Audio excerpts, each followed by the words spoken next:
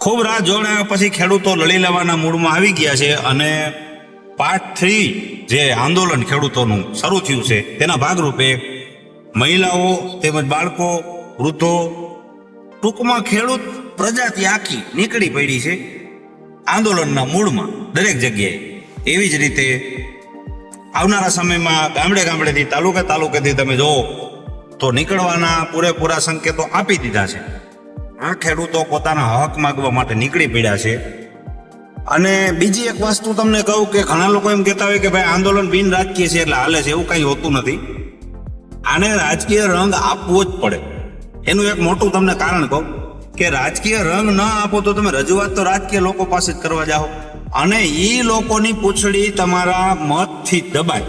કોઈ પણ રાજકીય આગેવાન હોય, સરકાર હોય કે રાજકીય માણસો હોય, એ ખાલી એની મત જો એના કપાય તો જ એની બીક લાગે, બાકી એને કોઈના બાપની બીક ન હોય. એટલે કોઈ પપડી વગાડતા હોય કે સંપૂર્ણ બિન રાજકીય, તો એવું કાંઈ હોતું નથી. એ લોકોને જ્યારે એમ લાગે કે આપણી મત બેંક કપાય ને આપણે હારશું, આપણી સત્તા જાય, ત્યારે જ તમારું સાંભળે. નહીતર આ ખેડૂતો આટલો ટાઈમ થયા આ માથાકોટ કરે છે તો એમનું પણ સાંભળ્યું હોય. એની જગ્યાએ આ લોકો આંધળા થઈ ગયા છે. રજૂઆત કરી, હા અમુક જાહેરાતો કરી, પણ એ લોભામણી લોલીપોપ જેવી. એને સંપૂર્ણપણે દબાવવામાં એને એવો અહેસાસ કરાવવો પડે કે આપણી સત્તા જાહે. એના માટેના પ્રયાસો પણ કરવા જોઈએ. હું નથી કહેતો કે અત્યારે તો કોકના ખંભે બંધો રાખીને ધબધબાટી બોલાવો, એવું નહીં, પણ રાજકીય રીતે પણ દબાવ લાવે એવા લોકોને આમાં સામેલ કરવા પડશે.